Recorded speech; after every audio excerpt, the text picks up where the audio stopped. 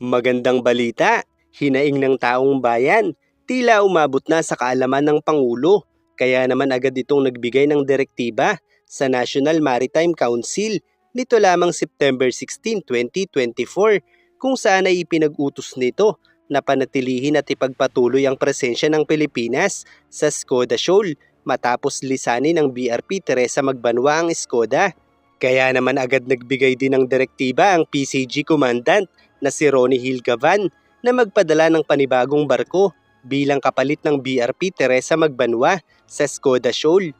Gayunpaman ayon naman kay National Maritime Council spokesperson Alexander Lopez, ang direktiba umano ng Pangulo na panatilihin ang presensya ng Pilipinas sa Skoda Shoal ay hindi lamang nangangahulugan ng pagpapadala ng isang barko dahil ayon kay Lopez, ang presence umano na tinutukoy ng Pangulo ay strategic presence kung saan kahit wala umanong barko ay makapaglalagay ng presensya ang Pilipinas sa rehiyong ito at iyan ay malinaw sa pamamagitan ng pagmamatsyag at pag-uulat sa pamamagitan ng paggamit ng mga surveillance aircraft, drones o satellite imaging upang subaybayan ang sitwasyon at kolektahin ang impormasyon sa lugar. Gayunpaman ang paggamit ng airspace upang panatilihin ang presensya sa Skoda ay isang bagay na hindi gaanong nagpapalakas ng claims sa ating mga isla dahil ang mga airspace sa international waters na sakop ng exclusive economic zone ng bawat bansa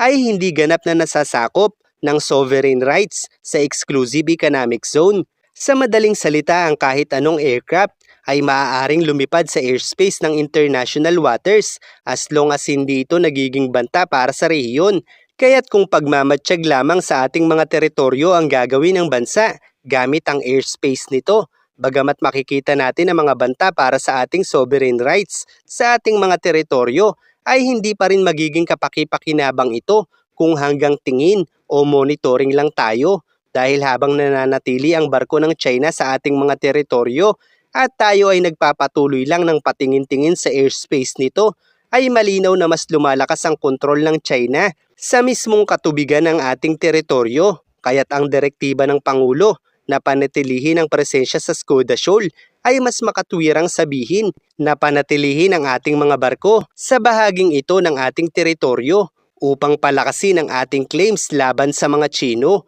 Kaya't bagamat na may punto ang sinasabi ni Lopez na ang strategic presence ay hindi lamang isinasagawa sa pamamagitan ng pagpapadala ng isang barko, ay hindi rin naman natin kailangang isantabi ang pagpapadala nito dahil ito ang pinakaakmang paraan sa ngayon para sa pagpapalakas ng ating claims sa ating teritoryo. Gayunpaman dahil nga sa pag-alis ng BRP Teresa Magbanwa sa Skoda, ay tiyak na mahihirapan ng makabalik pa rito ang bagong barko na ipinadala ng Pilipinas dahil ayon sa Global Times na pangunahing state media ng Communist Party of China ay mas magiging matindi pa ang gagawing aksyon ng China kung susubukan ng Pilipinas na muling magpadala ng barko sa Skoda. Kaya naman bagamat ayon sa National Maritime Council spokesperson na si Alexander Lopez, na bagamat maaaring nasa Skoda Shoal na kahapon, ang barkong ipinalit nila sa BRP Teresa Magbanwa ay wala pang update sa mga oras na ito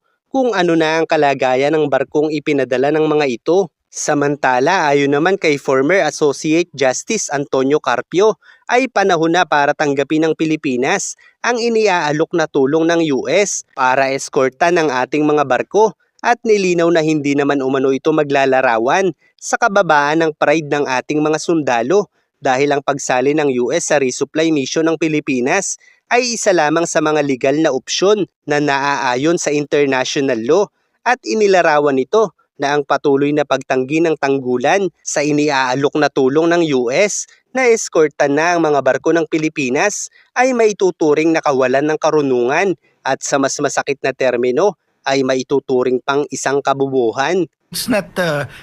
we have a mutual defense treaty. It's part of statecraft that it's not a matter of pride. It's a matter of wisdom. I mean, you will be dumb if you continue doing the same thing. You'll run out of Coast Guard vessels. Ayon pa kay Carpio ay kinakailangan na ng Pilipinas na magsampa ng mga panibagong kaso sa tribunal laban sa mga huling panghaharas ng China at panahon na rin umano para tanggapin ang iniaalok na tulong ng Amerika, kung saan sa paraang ito, kung mananatiling agresibo ang China, ay maaari nga namang hindi pumabor ang tribunal sa kanila at maaaring mas mapabilis ang hatol laban sa China. Sa paraang ito ay maaaring magbayad ang China sa mga damage na ginawa nito sa mga barko ng Pilipinas sa pamamagitan ng pagbabawas ng utang ng Pilipinas mula sa China. At kung magiging lehitimo ang pagbabayad ng China sa mga ginawa nito sa barko ng Pilipinas, ay malinaw na maglalarawan din ito sa mas malakas na posisyon ng Pilipinas para sa ating karapatan sa ating exclusive economic zone. Kaya't napakaraming opsyon ng Pilipinas upang mapalakas ang ating claims sa ating exclusive economic zone. Gayunpaman kung magpapatuloy ang Pilipinas sa pagtanggi sa tulong na iniaalok ng Amerika, gaano man karaming tribunal award ang hawak ng Pilipinas, kung hindi naman ito kikilalanin ng China at walang magagawa ang Pilipinas upang ilagay sa mas alanganing posisyon ng China, ay mananatili lamang ang mas malakas na presensya ng China sa ating mga teritoryo at patuloy lamang mahihirapan ang ating mga sundalo at mangingisdang Pilipino dahil sa pantataboy sa kanila sa ating mismong teritoryo. Kaya't walang ibang paraan para patahimikin ang China sa mga panghaharas nila kung hindi ang pagpapatuloy lamang ng Pilipinas na mapanatili ang ating pisikal na presensya sa ating mga bahura, habang ang end goal naman ay mapagtanto ng China na sila ay maaaring humantong sa digmaan laban sa Amerika kung patuloy nilang haharasin ang ating mga barko kasama ang barko ng mga Amerikano. At kung wala nang magagawa ang China dahil sa presensya ng Amerika, ay magagawa na nating mas mapatatag pa ang ating istasyon sa mga bahura, kung saan ay maaari tayong makapagtayo ng mga lighthouse sa ating mga bahura kung kasama natin sa mga misyon ng Amerika. At kung ang ikinatatakot naman ng ilan na agad magkakagyera, ay tiyak na mas ikatatakot ito ng China. Kaya't kung mananatiling agresibo ang China sa kabila ng presensya ng Amerika, ay maaari silang maharap sa digmaan laban sa US dahil sa kasuwapangan nila. Gayunpaman ang paunang posibleng engkwentro ng mga barko kung sasali ang US sa resupply mission ng Pilipinas ay maaari naman humantong muna sa mas masinsinang negosasyon na malaki ang posibilidad na mas seseryosohin na ng China, dahil kung mananatiling matigas ang China ay tiyak mas matindi ang kayang ibalik ng US laban sa kanila. Kaya't ano't ano man ang maging resulta sa pagsama ng US sa resupply mission ng Pilipinas,